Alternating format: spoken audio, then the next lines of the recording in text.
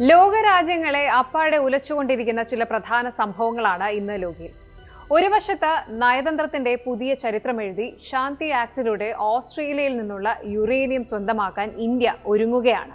മറുവശത്ത് പ്രകൃതിയുടെ പ്രഹരവും കനത്ത തീപിടുത്തവും മാരക വിഷപ്പാമ്പുകളുടെ ശല്യവും കാരണം ചൈന ശരിക്കും നരകയാതന അനുഭവിക്കുകയാണ്. അതേസമയം ഇറാന്റെ മണ്ണിൽ ഇന്ത്യ പടുത്തുയർത്തിയ രഹസ്യക്കോട്ട ചബഹാർ തുറമുഖത്തിന് തൊട്ടടുത്ത് അമേരിക്കൻ മിസൈലുകൾ പതിച്ചതിന്റെ നെഞ്ചിടിപ്പിലാണ് ലോകം. ഇതിനൊപ്പം തന്നെ അമേരിക്കൻ ടൊമഹോക്ക് മിസൈലുകൾ ജർമ്മനിയിലേക്ക് എത്തുന്നതും ടെലഗ്രാം ആപ്പിലെ ഡ്രൈവിംഗ് സ്കൂൾ ഗ്രൂപ്പിലൂടെ ജർമ്മനിയിൽ നടന്ന മനുഷ്യ മനസാക്ഷിയെ മരവിപ്പിക്കുന്ന നരവേട്ടയുടെ കഥകളും ഓരോന്നും നമുക്ക് പരിശോധിക്കാം. വെൽക്കം ടു ലോക.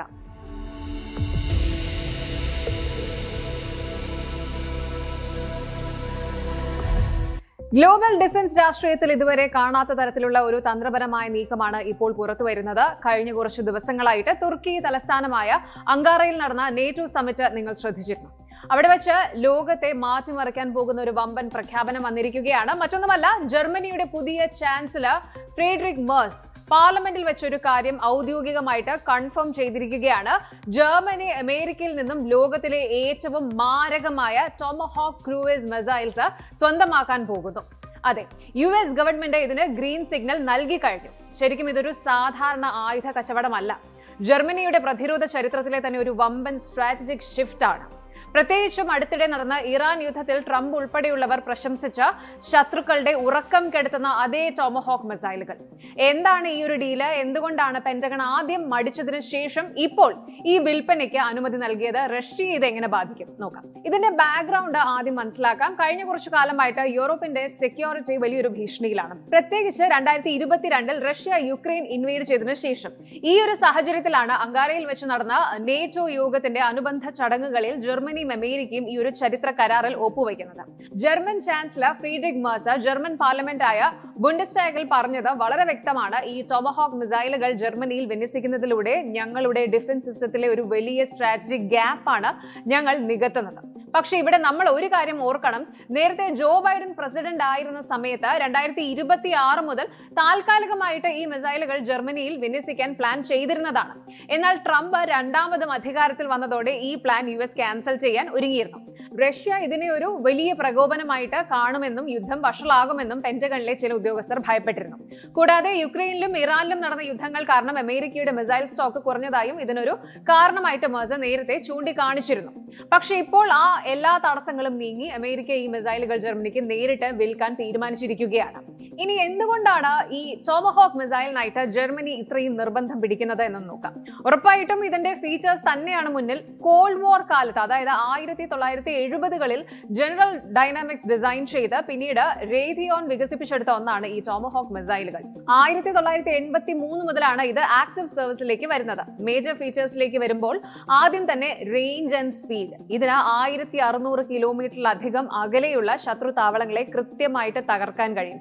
ഏകദേശം മണിക്കൂറിൽ 880 കിലോമീറ്റർ എന്ന ഹൈ സബ്സോണിക് സ്പീഡിലാണ് ഇത് സഞ്ചരിക്കുന്നത്.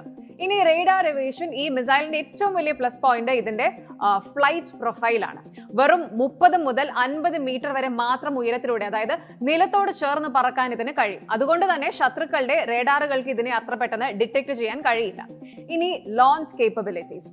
യുദ്ധക്കപ്പലുകളിൽ നിന്നും സബ്മറൈൻസിൽ നിന്നും ഇത് ഒരേപോലെ ലോഞ്ച് ചെയ്യാം. അടുത്തതായിട്ട് ഇതിന്റെ സൂപ്പർ അഡ്വാൻസ്ഡ് ഗൈഡൻസ് സിസ്റ്റം. ഇതിൽ ഉപയോഗിച്ചിരിക്കുന്ന നാവിഗേഷൻ ടെക്നോളജി അതിശയിപ്പിക്കുന്നതാണ്. GPS inertial navigation system INS എന്നിവയ്ക്ക് പുറമെ 2 മാരക സിസ്റ്റംസ് കൂടിയുണ്ട്. ഒന്നാമത് ടെർകോം, ടെറൈൻ കോണ്ടൂർ മാച്ചിങ്. ഇത് ഭൂമിയുടെ ഉപരിതലത്തിലെ ഡിജിറ്റൽ മാപ്പുകളുമായിട്ട് ഒത്തുനോക്കിയിട്ട് വഴി കണ്ടെത്തുന്നു. ഇനി അടുത്തത് DSMAC ആണ്, digital scene matching area correlation. ഇത് ശത്രു ലക്ഷ്യത്തിന്റെ റിയൽ ടൈം ചിത്രങ്ങൾ മുൻകൂട്ടി പ്രോഗ്രാം ചെയ്ത ഇമേജുകളുമായിട്ട് മാച്ച് ചെയ്ത് കൃത്യമായിട്ടുള്ള പോയിന്റിൽ തന്നെ അറ്റാക്ക് ഉറപ്പാക്കുന്നു. പിന്നെ പുതിയ വേരിയന്റുകളിൽ 2-way ഡേറ്റ ലിങ്ക്സ് ഉണ്ട്. അതായത് മിസൈൽ വായുവിലായിരിക്കുമ്പോൾ പോലും അതിന്റെ വഴി മാറ്റാനോ മറ്റൊരു ലക്ഷ്യത്തിലേക്ക് തിരിച്ചുവിടാനോ അല്ലെങ്കിൽ ആ ഒരു മിഷൻ അബോർട്ട് ചെയ്യാനോ ഒക്കെ ഓപ്പറേറ്റർക്ക് സാധിക്കും. കഴിഞ്ഞ 3 പതിറ്റാണ്ടുകളായിട്ട് അമേരിക്ക തങ്ങളുടെ ഏറ്റവും പ്രധാനപ്പെട്ട മിലിറ്ററി ഓപ്പറേഷനുകളിലെല്ലാം ഉപയോഗിച്ച വിശ്വസ്ത ആയുധമാണിത്. 1991 ഗൾഫ് യുദ്ധത്തിൽ മാത്രം 280-ലധികം ടൊമഹോക്കുകളാണ് US ഇറാഖിനെതിരെ പ്രയോഗിച്ചത്. 1998 അഫ്ഗാനിസ്ഥാനിലെയും സുഡാനിലെയും തീവ്രവാദ കേന്ദ്രങ്ങൾ തകർക്കാനും ഇത് ഉപയോഗിച്ചു. ഏറ്റവും ഒടുവിൽ ഇപ്പോഴത്തെ ഇറാൻ യുദ്ധത്തിൽ പോലും ഈ ടൊമഹോക്ക് മിസൈലുകൾ കളം മാറ്റിമറിച്ചു. ട്രംപ് വ്യക്തമാക്കിയതനുസരിച്ച് ഇറാന്റെ തന്ത്രപ്രധാനമായ താവളങ്ങൾ തകർക്കാൻ മാത്രം 49 ടൊമഹോക്ക് മിസൈലുകളാണ് അമേരിക്ക ഉപയോഗിച്ചത്.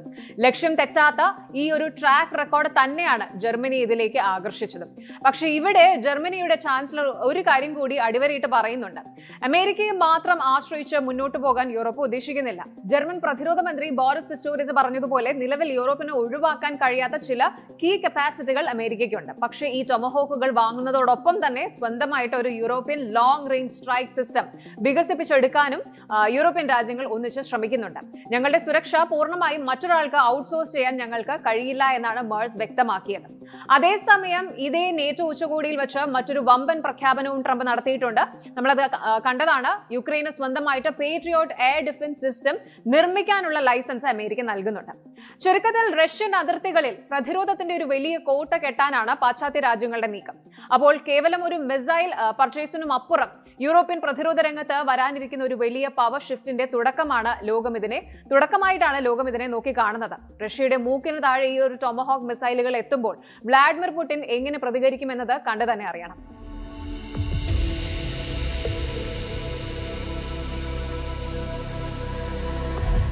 ഒരു വശത്ത് മനുഷ്യൻ മനുഷ്യനെ വേട്ടയാടുമ്പോൾ മറുവശത്ത് പ്രകൃതി ഒരു രാജ്യത്തെ ഒന്നടങ്കം ശ്വാസം മുട്ടിക്കുന്ന ഞെട്ടിക്കുന്ന കാഴ്ചയ്ക്കാണ് ഇപ്പോൾ ലോകം സാക്ഷ്യം വഹിക്കുന്നത്. മറ്റൊരിടത്തുമല്ല, ലോകത്തെ രണ്ടാമത്തെ സൂപ്പർ പവറായ ചൈനയിലാണ് ഇപ്പോൾ ദാരുണമായ ദുരന്തങ്ങളുടെ ഒരു പരമ്പര തന്നെ സംഭവിക്കുന്നത്. സിനിമകളെ പോലും വെല്ലുന്ന തരത്തിലുള്ള അതിഭീകരമായ ഒരു സിറ്റുവേഷനിലാണ് ചൈനയിലെ ജനങ്ങൾ ഇപ്പോൾ. ഒരു വശത്ത് നാശം വിതച്ചുകൊണ്ട് ആഞ്ഞടിച്ച ടൈഫൂൺ മെയ്സാക് ഉണ്ടാക്കിയ വൻ പ്രളയം. എന്നാൽ അതിനേക്കാൾ ഒക്കെ ഭീതിജനകമായ കാര്യം എന്താണ് എന്ന് വെച്ചാൽ പ്രളയത്തിൽ തകർന്ന ഒരു ബ്രീഡിംഗ് ഫാമിൽ നിന്നും 900ഓളം മാരക വിഷമുള്ള പാമ്പുകളാണ് വെള്ളത്തിലൂടെ ജനവാസ മേഖലകളിലേക്ക് ഒഴുകിയെത്തിയിരിക്കുന്നത്. പാമ്പുകടിയേറ്റ ജനങ്ങൾ മരിച്ചു വീഴുമ്പോൾ മറുവശത്ത് ചൈനയുടെ പ്രധാന നിർമ്മാണ ഹബ്ബായ ഫ്യൂജിയാനിൽ ഒരു ഷൂ ഫാക്ടറിക്ക് തീപിടിച്ച് 28 പേർ വെന്ത് മരിച്ചിരിക്കുന്നു. ഗ്ലോബൽ എക്കണോമിയെ നിയന്ത്രിക്കാൻ നോക്കുന്ന ഷി ജിൻപിങ്ങിന്റെ ചൈനയിൽ ഒന്നിനു പുറകെ ഒന്നായിട്ട് ഈ ദുരന്തങ്ങൾ ഉണ്ടാകുമ്പോൾ അവരുടെ ജിയോ പൊളിറ്റിക്കൽ തന്ത്രങ്ങൾക്കും ഇത് വലിയൊരു തിരിച്ചടിയാവുകയാണ്. എന്താണ് യഥാർത്ഥത്തിൽ ചൈനയിൽ സംഭവിക്കുന്നത് നമുക്ക് വിശദമായിട്ട് നോക്കാം. നമുക്ക് ആദ്യം ചൈനയിലെ ഗുവാങ്ഷി പ്രവിശ്യയിലെ ആ നടുക്കുന്ന കാഴ്ചയിൽ നിന്ന് തുടങ്ങാം. 2026 ചൈനയിൽ കരതൊട്ട ആദ്യത്തെ വൻ ചുഴലിക്കാറ്റായ ടൈഫൂൺ മെയ്സാക് ആണ് ഈ നാശത്തിന് കാരണം. കനത്ത മഴയെ തുടർന്ന് അണക്കെട്ടുകൾ തകരുകയും നദികൾ കരകവിഞ്ഞൊഴുകുകയും ചെയ്തതോടെ ലക്ഷക്കണക്കിന് ആളുകളാണ് വീട് ഒഴിഞ്ഞു പോകേണ്ടി വന്നത്. എന്നാൽ ഹെങ്ജോ നഗരത്തിലെ ഡെങ്വേ ഗ്രാമത്തിലെ ജനങ്ങളെ കാത്തിരുന്നത് പ്രളയത്തെക്കാൾ വലിയൊരു ദുരന്തമായിരുന്നു. അവിടെയുള്ള ഒരു വലിയ സ്നേക് ബ്രീഡിംഗ് ഫാം വെള്ളപ്പൊക്കത്തിൽ പൂർണ്ണമായും തകർന്നു. ഫലമോ ചൈനീസ് കോബ്രകളും കിങ് റാറ്റ് സ്നേക്കുകളും ഉൾപ്പെടെ 900 പാമ്പുകൾ ഒറ്റയടിക്ക് പുറത്തു ചാടി.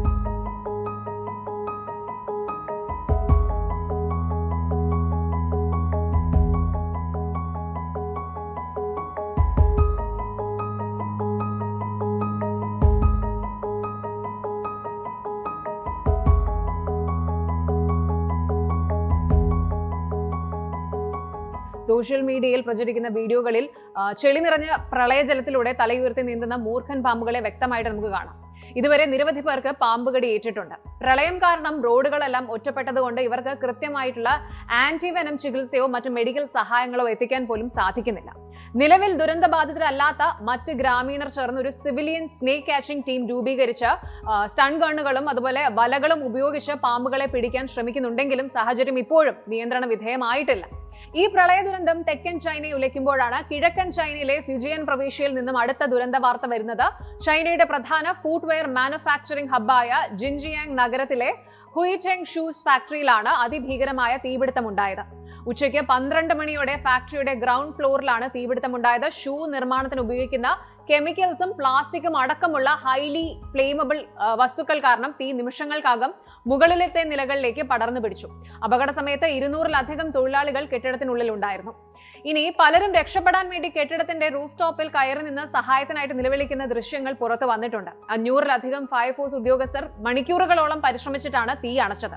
എന്നാൽ നിർഭാഗ്യവശാൽ 28 പേർ മരണപ്പെടുകയും നിരവധി പേർക്ക് ഗുരുതരമായിട്ട് പരിക്കേൽക്കുകയും ചെയ്തു.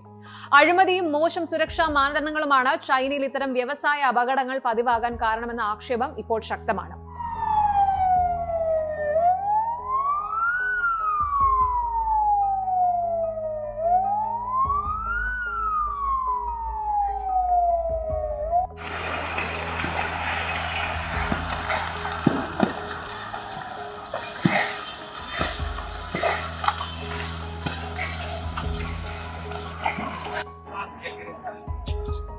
ഇവിടെയാണ് നമ്മൾ ചൈന നേരിടുന്ന വലിയൊരു ജിയോ പൊളിറ്റിക്കൽ സ്ട്രാറ്റജി ചലഞ്ച് കാണേണ്ടത്. പ്രസിഡന്റ് ഷി ജിൻപിങ് ഉദ്യോഗസ്ഥർക്ക് ഓൾ ഔട്ട് റെസ്ക്യൂ പ്രഖ്യാപിക്കാൻ ഉത്തരവിട്ടിട്ടുണ്ടെങ്കിലും ചൈനയുടെ ആഭ്യന്തര സ്ഥിതി ഒട്ടും സുരക്ഷിതമല്ല. ആഗോള താപനവും അതുപോലെ എൽ നീനോ പ്രതിഭാസവും കാരണം ഈ വർഷത്തെ പ്രളയ സീസൺ ചൈനയുടെ സമ്പദ് വ്യവസ്ഥയെ വലിയ രീതിയിൽ ബാധിക്കുമെന്നാണ് റിപ്പോർട്ടുകൾ. ഇതുകൂടാതെ അന്താരാഷ്ട്ര തലത്തിലും ചൈന വലിയ സെറ്റ്ബാക്കുകളാണ് നേരിടുന്നത്. ഒന്ന്, റഷ്യ യുക്രൈൻ നിലമയാണ്. അതായത് യുക്രൈൻ യുദ്ധത്തിൽ റഷ്യയെ സാമ്പത്തികമായും സാങ്കേതികമായും സഹായിക്കുന്ന ചൈനീസ് നിലപാടിനെതിരെ അമേരിക്കയും പാശ്ചാത്യ രാജ്യങ്ങളും സാങ്ഷൻസ് കടുപ്പിക്കുകയാണ്. ആഭ്യന്തര ദുരന്തങ്ങൾ കാരണം ഉൽപാദനം തടസ്സപ്പെടുമ്പോൾ ഈ സാമ്പത്തിക സമ്മർദ്ദം ഇരട്ടിയാകും. ഇനി ട്രേഡ് വാർസ് ആണ്. യൂറോപ്യൻ യൂണിയനും യുഎസും ചൈനീസ് ഉൽപ്പന്നങ്ങൾക്ക് വലിയ രീതിയിൽ താരിഫുകൾ വർദ്ധിപ്പിക്കുന്നുണ്ട്. ജിൻജിയാങ് പോലുള്ള നിർമ്മാണ ഹബ്ബുകളിലെ അപകടങ്ങൾ ചൈനീസ് ഉൽപ്പന്നങ്ങളുടെ സപ്ലൈ ചെയിനിനെ ബാധിക്കുന്നത് ആഗോള വിപണിയിൽ അവരുടെ വിശ്വാസ്യത തകർക്കും. മൂന്നാമത്തത് ഇന്റേണൽ ആയിട്ടുള്ള ഒരു അൺറസ്റ്റ് ആണ്. വിദേശത്തെ വലിയ പ്രൊജക്ടുകൾക്കായിട്ട് കോടികൾ ഒഴുക്കുമ്പോഴും സ്വന്തം രാജ്യത്തെ ജനങ്ങൾക്ക് അടിസ്ഥാന സുരക്ഷയോ പ്രളയ സമയത്ത് ആവശ്യത്തിനുള്ള മരുന്നുകളോ ഭക്ഷണമോ ഒന്നും നൽകാൻ കഴിയാത്തത് ചൈനീസ് കമ്മ്യൂണിസ്റ്റ് പാർട്ടിക്കെതിരെ ജനങ്ങൾക്കിടയിൽ അതൃപ്തി ഉണ്ടാക്കുന്നുണ്ട്. ഒരേ സമയം പ്രകൃതിയുടെ പ്രഹരവും ഭരണകൂടത്തിന്റെ വീഴ്ചകളും കാരണം ചൈനീസ് ജനത വലിയൊരു പ്രതിസന്ധിയിലൂടെയാണ് കടന്നു പോകുന്നത്. സൂപ്പർ പവർ എന്ന പദവി നിലനിർത്താൻ വിദേശ രാഷ്ട്രീയത്തിൽ ഇന്റർനാഷണൽ പൊളിറ്റിക്സിൽ കളം നിറഞ്ഞു കളിക്കുന്ന ചൈനയ്ക്ക് സ്വന്തം രാജ്യത്തെ ഈ ആഭ്യന്തര തകർച്ചകൾ വലിയൊരു തിരിച്ചടി തന്നെയാണ്.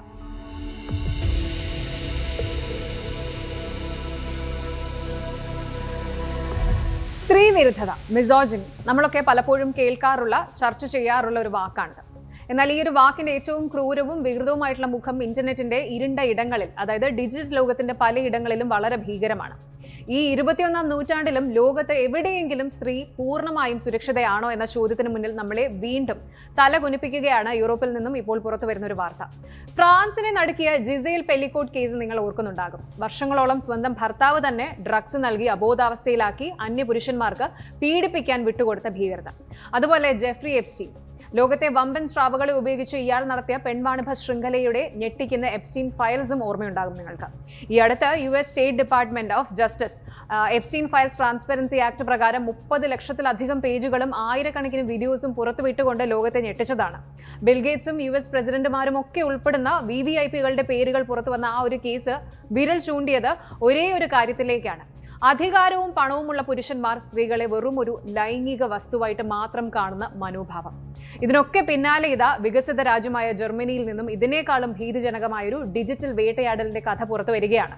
നമ്മുടെയൊക്കെ ഫോണിലുള്ള ടെലിഗ്രാം ആപ്പ് കേന്ദ്രീകരിച്ച് 10,000 പുരുഷന്മാർ അണിനിരന്ന ഒരു ഇന്റർനാഷണൽ ക്രിമിനൽ ശൃംഖലയാണ് ഇവിടെ പിടിക്കപ്പെട്ടിരിക്കുന്നത്. ജർമ്മനി ഒന്നടങ്കം നടക്കിയ ടെലിഗ്രാം ഡ്രഗ് റേപ്പ് നെറ്റ്വർക്കിന്റെ ചുരുളുകളാണ് ഇപ്പോൾ അഴിയുന്നത്. പെൺകുട്ടികളെ വെറും ഒരു കളിപ്പാവയായിട്ട് കണ്ട് മയക്കുമരുന്ന് കൊടുത്ത് പീഡിപ്പിക്കാൻ ഇവർ ഉപയോഗിച്ച തന്ത്രങ്ങൾ കേട്ടാൽ നമ്മുടെ മനസ്സ് മരവിക്കും. അവർ സ്ത്രീകളെ വിളിച്ചിരുന്നത് കാഴ്സ് എന്നായിരുന്നു.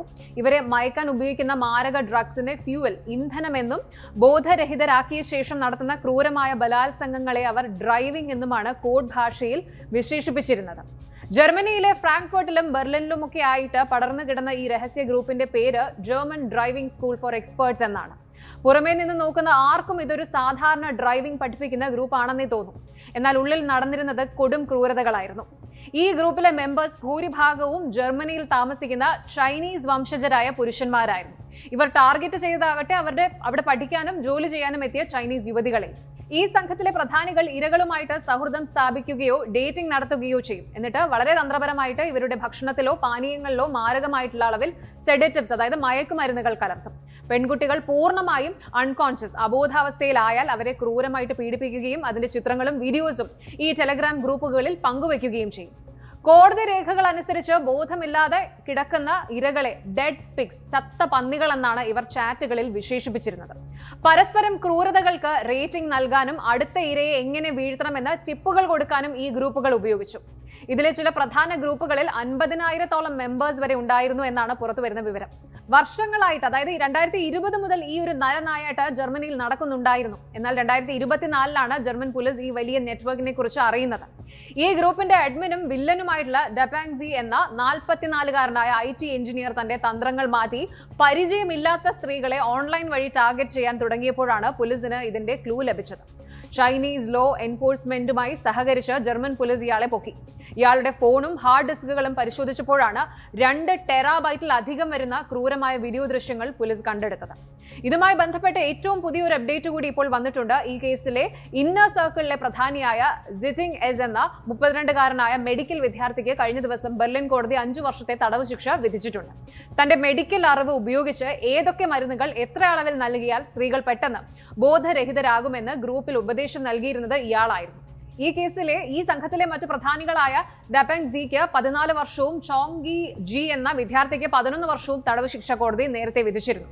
ഇവർ ഇരകൾക്ക് ജീവന് തന്നെ ഭീഷണിയാകുന്ന അളവിലാണ് ഡ്രഗ്സ് നൽകിയിരുന്നതെന്ന് കോടതി കണ്ടെത്തി. ഈ കേസിന്റെ ഏറ്റവും ദാരുണമായ വശം എന്താണ് എന്ന് വെച്ച് കഴിഞ്ഞാൽ, പീഡിപ്പിക്കപ്പെട്ട പല പെൺകുട്ടികളും തങ്ങൾ ക്രൂരമായി ആക്രമിക്കപ്പെട്ടു എന്ന വിവരം അറിയുന്നത് തന്നെ ജർമ്മൻ പോലീസ് ഇവരെ വിളിച്ച് വീഡിയോസ് കാണിച്ചു കൊടുക്കുമ്പോഴാണ്. ഐവി എന്നൊരു ചൈനീസ് വിദ്യാർത്ഥിനിയുടെ അനുഭവം ഗാർഡിയൻ പത്രം റിപ്പോർട്ട് ചെയ്തിട്ടുണ്ട്. ഈ പെൺകുട്ടി കുറച്ചുകാലം ഡേറ്റ് ചെയ്തിരുന്ന ടോങ്സി എന്ന യുവാവ് ഒടുവിൽ പോലീസിന്റെ പിടിയിലായി. പകൽ സമയത്ത് ഭയങ്കര സ്നേഹമുള്ള, നന്നായിട്ട് പാചകം ചെയ്യുന്ന ഒരു മോഡൽ ബോയ്ഫ്രണ്ട് ആയിരുന്നു ഇയാൾ. എന്നാൽ രാത്രിയിൽ ഇയാൾ ടെലിഗ്രാമിൽ കുറിച്ചത് "ഞാൻ പകൽ ദൈവവും രാത്രിയിൽ പിശാചുമാണ്" എന്നായിരുന്നു. ഇയാൾ തന്റെ കാമുകിമാരും സുഹൃത്തുക്കളുമായ പെൺകുട്ടികൾ ഉറങ്ങുമ്പോഴും ബാത്റൂമിൽ ഇരിക്കുമ്പോഴും ഒക്കെ രഹസ്യ ക്യാമറാസ് ഉപയോഗിച്ച് ദൃശ്യങ്ങൾ പകർത്തിയിരുന്നു. അബോധാവസ്ഥയിലായ ഒരു ഭിന്നശേഷിക്കാരിയായ പെൺകുട്ടിയെ പോലും ഇവർ ക്രൂരമായിട്ട് പീഡിപ്പിച്ചു. ഈ ദൃശ്യങ്ങൾ കാണിച്ച് ബ്ലാക്ക്മെയിൽ ചെയ്യുമ്പോൾ ആ പെൺകുട്ടികൾ കരയുന്നത് കാണുന്നത് തനിക്ക് കൂടുതൽ ലൈംഗിക ഉത്തേജനം നൽകിയിരുന്നു എന്നാണ് ഇയാൾ ചാറ്റുകളിൽ പറഞ്ഞിരിക്കുന്നത്. ഇത് ജർമ്മനിയിലെ മാത്രം പ്രശ്നമല്ല.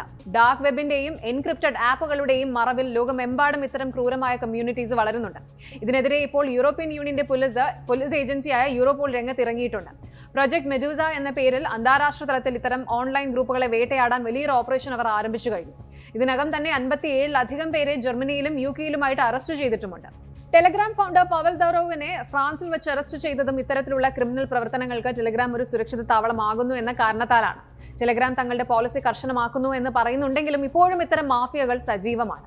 എപ്സ്റ്റീൻ കേസിൽ അധികാരവർഗമാണ് പ്രതിസ്ഥാനത്തെങ്കിൽ ജർമ്മനിയിലെ ടെലിഗ്രാം കേസിൽ പ്രതികൾ സമൂഹത്തിൽ മാന്യരായിട്ട് ജീവിക്കുന്ന IT എഞ്ചിനീയേഴ്സും ഡോക്ടേഴ്സും ഒക്കെയാണ്. അതായത് സ്ത്രീവിരുദ്ധതയും ലൈംഗിക വൈകൃതങ്ങളും പണക്കാരുടെ മാത്രം കുത്തകയല്ല, മറിച്ച് നമ്മുടെ തൊട്ടടുത്തിരിക്കുന്ന പകൽ മാന്യന്മാരും ഇതേ ക്രിമിനൽ ചിന്താഗതിക്കാരാണ് എന്ന് ഈ ഒരു കേസ് കാണിക്കുന്നു. ഡിജിറ്റൽ ലോകം എത്രത്തോളം അപകടകരമാണ് എന്നതിന്റെ ഏറ്റവും വലിയ തെളിവാണ് ഈ ഒരു സംഭവം. സോഷ്യൽ മീഡിയയിലൂടെ പരിചയപ്പെടുന്നവരെയോ അല്ലെങ്കിൽ നമ്മളോട് അമിത സ്നേഹം കാണിക്കുന്നവരെയോ അന്ധമായിട്ട് വിശ്വസിക്കുന്നതിന് മുൻപ് 10 വട്ടമെങ്കിലും കുറഞ്ഞത് ചിന്തിക്കുക. നിങ്ങളുടെ സേഫ്റ്റി നിങ്ങളുടെ മാത്രം കൈകളിലാണ്.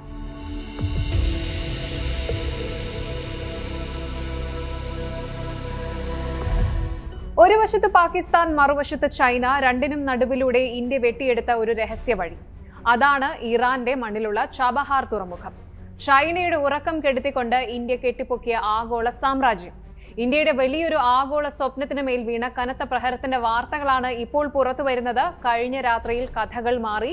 സീസ് ഫയർ ഇസ് ഡെഡ് എന്ന് ട്രംപ് പറഞ്ഞതിന് തൊട്ടു പിന്നാലെ യുഎസിന്റെ യുദ്ധവിമാനങ്ങൾ ചബഹാറിലേക്ക് മിസൈലുകൾ വർഷിച്ചു.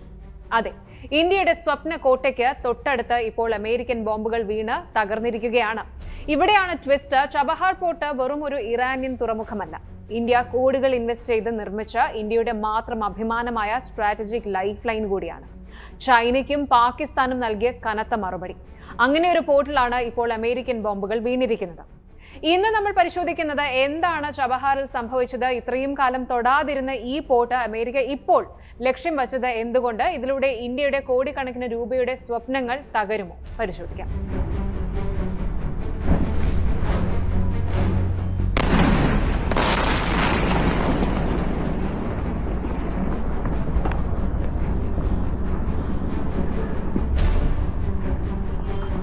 ആദ്യം തന്നെ ലേറ്റസ്റ്റ് അപ്ഡേറ്റിലേക്ക് വരാം. ഏപ്രിൽ മാസത്തിൽ ഉണ്ടായ ഒരു താൽക്കാലിക വെടിനിർത്തലിന് ശേഷം ഇതാദ്യമായിട്ടാണ് US മിലിറ്ററി ഇത്രയും ശക്തമായിട്ട് ഇറാനെ ആക്രമിക്കുന്നത്. സ്ട്രെയിറ്റ് ഓഫ് ഹോർമുസിലൂടെയുള്ള കമേഴ്ഷ്യൽ കപ്പലുകൾക്ക് നേരെ ഇറാൻ ആക്രമണം നടത്തിയെന്ന് ആരോപിച്ചാണ് ട്രംപ് വീണ്ടും യുദ്ധപ്രഖ്യാപനം നടത്തിയത്.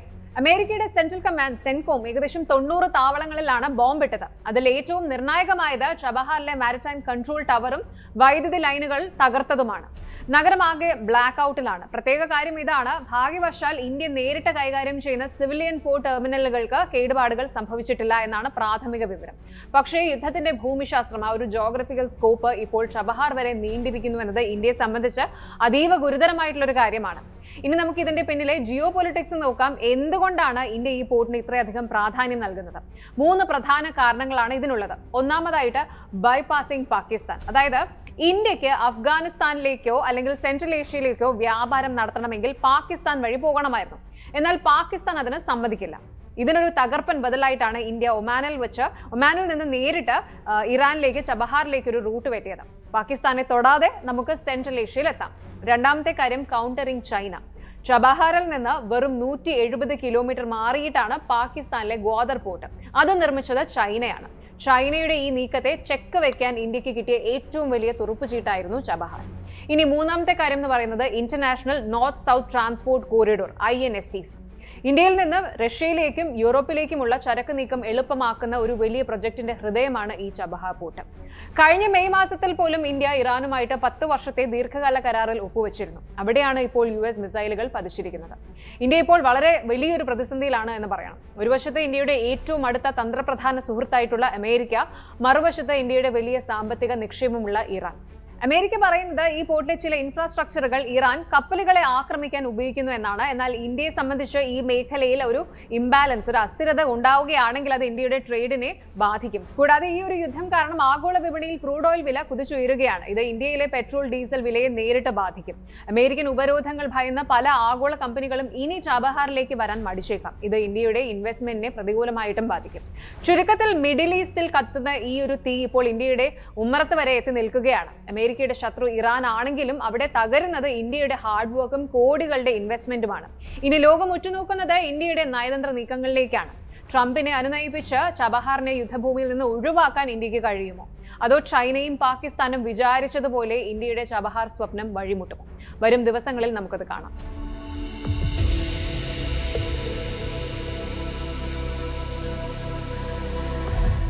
ജിയോപൊളിറ്റിക്സിൽ സ്ഥിരമായ ശത്രുക്കളോ മിത്രങ്ങളോ ഇല്ല, സ്ഥിരമായ താല്പര്യങ്ങൾ മാത്രമേ ഉള്ളൂ. എന്നാൽ ഈ പറഞ്ഞ കാര്യം തിരുത്തിക്കുറിക്കുന്ന ഒരു സംഭവമാണ് ഇപ്പോൾ ഇന്ത്യക്കും ഓസ്ട്രേലിയയ്ക്കും ഇടയിൽ സംഭവിച്ചിരിക്കുന്നത്.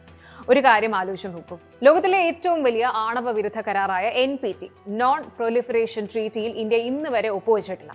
എന്നിട്ടും ലോകത്തിലെ ഏറ്റവും വലിയ രണ്ടാമത്തെ യുറേനിയം നിക്ഷേപമുള്ള ഓസ്ട്രേലിയ ഇന്ത്യയിലേക്ക് ടൺ കണക്കിന് യുറേനിയം വെച്ചു നീട്ടുന്നുണ്ട്. അതും ഒരു ദശകത്തിലേറെ നീണ്ട കാത്തിരിപ്പിന് ശേഷം. കേൾക്കുമ്പോൾ തന്നെ ഒരു വമ്പൻ നീക്കമാണ് എന്ന് തോന്നുന്നില്ലേ? പക്ഷെ എന്താണ് അതിന്റെ പിന്നിലെ, ഈ ഒരു കാര്യത്തിന്റെ പിന്നിലെ യഥാർത്ഥ കളി? ഇന്ത്യയുടെ ഭാഗത്ത് നിന്നുണ്ടായ ആ ഒരു മാസ്റ്റർ സ്ട്രോക്ക് എന്താണ്? അതിനുള്ള ഉത്തരമാണ് ശാന്തി ആക്ട്. അതെന്താണ് എന്നും ഈ ഡീൽ ഇന്ത്യയുടെ ഭാവി എങ്ങനെ മാറ്റുമെന്നും നമുക്കൊന്ന് നോക്കാം. ആദ്യം തന്നെ ഒരു ബേസിക് കാര്യം പറയാം. NPT അല്ലെങ്കിൽ ന്യൂക്ലിയർ നോൺ പ്രൊലിഫറേഷൻ ട്രീറ്റി എന്ന് പറഞ്ഞാൽ ആണവായുധങ്ങൾ മറ്റു രാജ്യങ്ങളിലേക്ക് വ്യാപിക്കുന്നത് തടയാനുള്ള ഒരു ആഗോള കരാറാണ്. ഈ കരാറിൽ ഒപ്പിടാത്ത രാജ്യങ്ങൾക്ക് യുറേനിയം പോലുള്ള ആണവ ഇന്ധനങ്ങൾ വിൽക്കാൻ പാടില്ല എന്നാണ് പൊതുവെയുള്ള ഒരു നിയമം. ഇന്ത്യ സ്വന്തമായിട്ട് ആണവ പരീക്ഷണം നടത്തിയത് കൊണ്ട് തന്നെ ഇതിൽ ഒപ്പുവെച്ചിട്ടില്ല. അതുകൊണ്ട് തന്നെ വർഷങ്ങളായിട്ട് ഓസ്ട്രേലിയ ഇന്ത്യക്ക് യുറേനിയം തരാൻ മടിച്ചു നിൽക്കുകയായിരുന്നു. 2014 ഒരു സിവിൽ ന്യൂക്ലിയർ എഗ്രിമെന്റ് ഒപ്പിട്ടെങ്കിലും വെറും ഒരൊറ്റ ഷിപ്മെന്റ് മാത്രമാണ് 2017 ഓസ്ട്രേലിയയിൽ നിന്ന് ഇന്ത്യക്ക് കിട്ടിയത്. ഇന്ത്യ ഈ യുറേനിയം എടുത്ത് ബോംബ് ഉണ്ടാക്കുമോ എന്നൊരു ചെറിയ പേടി അവർക്കുണ്ടായിരുന്നു. അതാണ് ലീഗൽ കുരുക്കുകളിലേക്ക് വഴിമാറിയത്. എന്നാൽ ഇപ്പോൾ കഥ മാറി മറിഞ്ഞു. കഴിഞ്ഞ ദിവസം മെൽബണിൽ നടന്ന 3ാമത് ഇന്ത്യ ഓസ്ട്രേലിയ ആനുവൽ ലീഡേഴ്സ് സമ്മിറ്റിൽ പ്രധാനമന്ത്രി നരേന്ദ്രമോദിയും ഓസ്ട്രേലിയൻ PM ആന്റണി അൽബനീസും തമ്മിൽ ചരിത്രപരമായ ഒരു കമേഴ്ഷ്യൽ കരാറിൽ ഒപ്പുവെച്ചു. ഇനി മുതൽ ഓസ്ട്രേലിയൻ യുറേനിയം ഒഴുക്ക് തടസ്സമില്ലാതെ ഇന്ത്യയിലേക്ക് എത്തും. ഇവിടെയാണ് നമ്മൾ ആലോചിക്കേണ്ടത്. ഇന്ത്യ ഇപ്പോഴും NPTയിൽ ഒപ്പിട്ടിട്ടില്ല. പിന്നെ എങ്ങനെ ഓസ്ട്രേലിയ ഇതിന് സമ്മതിച്ചു? അതിന്റെ പ്രധാന കാരണം ഇന്ത്യ കെട്ടിപ്പടുത്ത സ്ട്രാറ്റജിക് ട്രസ്റ്റ് അല്ലെങ്കിൽ തന്ത്രപരമായ വിശ്വാസ്യതയാണ്. ഒപ്പം ഇന്ത്യയുടെ ക്ലീൻ നോൺ പ്രൊലിഫറേഷൻ റെക്കോർഡും. ഇന്ത്യ ഇന്ന് വരെ ആണവ രഹസ്യങ്ങൾ ആർക്കും ചോർത്തി കൊടുത്തിട്ടില്ല. പിന്നെ ചൈനയെ പ്രതിരോധിക്കാൻ ക്വാഡ് സഖ്യത്തിലൂടെ ഇന്ത്യയും ഓസ്ട്രേലിയയും അടുത്ത സുഹൃത്തുക്കളായതും ഇതിനൊരു കാരണമാണ്. ഇനി വരാം നമ്മുടെ കഥയിലെ യഥാർത്ഥ ഹീറോയിലേക്ക്, Shanti act. Safe and holistic advancement of nuclear technology for India act. ഇന്ത്യയുടെ സിവിൽ ന്യൂക്ലിയർ പോളിസിയെ അപ്പാടെ പൊളിച്ചെഴുതിയ ഒരു നിയമമാണ്. 2025 ഡിസംബറിലാണ് ഇതിന് രാഷ്ട്രപതിയുടെ അനുമതി ലഭിക്കുന്നത്. ഇതുവരെ ഇന്ത്യയിൽ ആണവോർജ്ജ മേഖല പൂർണ്ണമായും ഗവൺമെന്റിന്റെ കയ്യിലായിരുന്നു. എന്നാൽ ശാന്തി ആക്ട് വഴി ഇന്ത്യ ചരിത്രത്തിൽ ആദ്യമായിട്ട് ന്യൂക്ലിയർ സെക്ടർ പ്രൈവറ്റ് കമ്പനീസിന് അല്ലെങ്കിൽ സ്വകാര്യ മേഖലയ്ക്കായിട്ട് തുറന്നു കൊടുത്തിരിക്കുകയാണ്. ഇനി പ്രൈവറ്റ് കമ്പനികൾക്കും ലൈസൻസോടെ ന്യൂക്ലിയർ പ്ലാന്റുകൾ സ്ഥാപിക്കാം, ആണവോർജ്ജം ഉൽപ്പാദിപ്പിക്കാം. ഈ ഒരു നിയമ പരിഷ്കാരമാണ് ഓസ്ട്രേലിയയുടെ എല്ലാ സംശയങ്ങളും തീർത്തത്. കാരണം ഇതിലൂടെ വരാൻ പോകുന്ന എല്ലാ യുറേനിയം ഇടപാടുകളും IAEA ഇന്റർനാഷണൽ അറ്റോമിക് എനർജി ഏജൻസിയുടെ കർശനമായ നിരീക്ഷണത്തിലായിരിക്കും. ഇത് പൂർണ്ണമായും സമാധാനപരമായ ആവശ്യങ്ങൾക്ക്, അതായത് വൈദ്യുതി ഉണ്ടാക്കാൻ മാത്രമേ ഉപയോഗിക്കൂ എന്ന് ഇന്ത്യ ഉറപ്പ് നൽകി. ഇന്ത്യക്ക് എന്തിനാണ് ഇത്രയും വലിയ യുറേനിയം വേട്ട എന്ന് ചോദിച്ചാൽ ഉത്തരം ലളിതമാണ്. നമ്മുടെ ലക്ഷ്യം ചെറുതല്ല. 2047ഓടെ 100 ഗിഗാവാട്ട് ആണവോർജം ഉൽപ്പാദിപ്പിക്കാനാണ് ഇന്ത്യ ലക്ഷ്യമിടുന്നത്. നിലവിൽ ഇത് വെറും 8.8 ഗിഗാവാട്ട് മാത്രമാണ്. ആലോചിച്ച് നോക്കൂ, വമ്പൻ ജമ്പാണ് അത്. റഷ്യ, ഉസ്ബെക്കിസ്ഥാൻ, കാനഡ തുടങ്ങിയ രാജ്യങ്ങളിൽ നിന്നെല്ലാം ഇന്ത്യ യുറേനിയം വാങ്ങുന്നുണ്ടെങ്കിലും ലോകത്തിലെ ഏറ്റവും വലിയ റിസർവുകളിൽ ഒന്നായ ഓസ്ട്രേലിയ കൂടി കളം നിറഞ്ഞതോടെ ഇന്ത്യയുടെ ക്ലീൻ എനർജി സ്വപ്നങ്ങൾക്ക് വൻ കുതിപ്പാണ് ഉണ്ടാകാൻ പോകുന്നത്. ഇതുകൂടാതെ ഈ സമ്മിറ്റിൽ മറ്റൊരു വമ്പൻ പ്രഖ്യാപനവും ഉണ്ടായി, ക്രിട്ടിക്കൽ മിനറൽസ് കോറിഡോർ. ഭാവിയിലെ ക്ലീൻ എനർജിക്ക് ആവശ്യമായ ലിഥിയം, കൊബാൾട്ട് തുടങ്ങിയ അപൂർവ ധാതുക്കൾക്കായിട്ട് ഇരു രാജ്യങ്ങളും കൈകോർക്കുകയാണ്. ഒപ്പം ഡിഫൻസ്, സൈബർ സെക്യൂരിറ്റി, മാരിടൈം സഹകരണം തുടങ്ങി 18ഓളം കരാറുകളാണ് ഒപ്പിട്ടിരിക്കുന്നത്. ചുരുക്കത്തിൽ ചൈനയ്ക്ക് നല്ല ഒന്നാം തരം തലവേദന തന്നെയാണ്. പറഞ്ഞു വരുമ്പോൾ ഇന്ത്യയുടെ നയതന്ത്ര വിജയം തന്നെയാണ് ഇവിടെ തെളിയുന്നത്. നിയമങ്ങൾ മാറ്റി എഴുതിയും അന്താരാഷ്ട്ര തലത്തിൽ കൃത്യമായ സഖ്യങ്ങൾ ഉണ്ടാക്കിയും ഇന്ത്യ നമ്മുടെ ഊർജ്ജ സുരക്ഷ ഉറപ്പാക്കുകയാണ്. NPTയിൽ ഒപ്പിടാതെ തന്നെ ഒരു വൻ ശക്തിയിൽ നിന്ന് യുറേനിയം വാങ്ങാൻ സാധിക്കുന്നത് ഇന്ത്യയുടെ ആഗോള സ്വാധീനത്തിന്റെ തെളിവാണ്.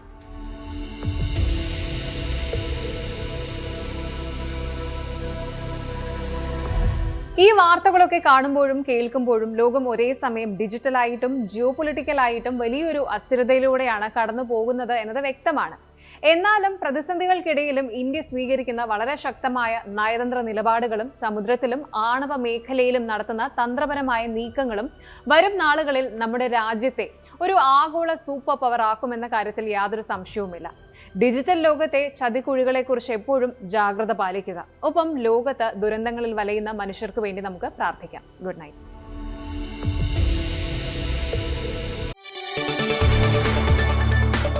കൂടുതൽ വാർത്തകൾക്ക് News18 Keralam YouTube channel subscribe ചെയ്യുക.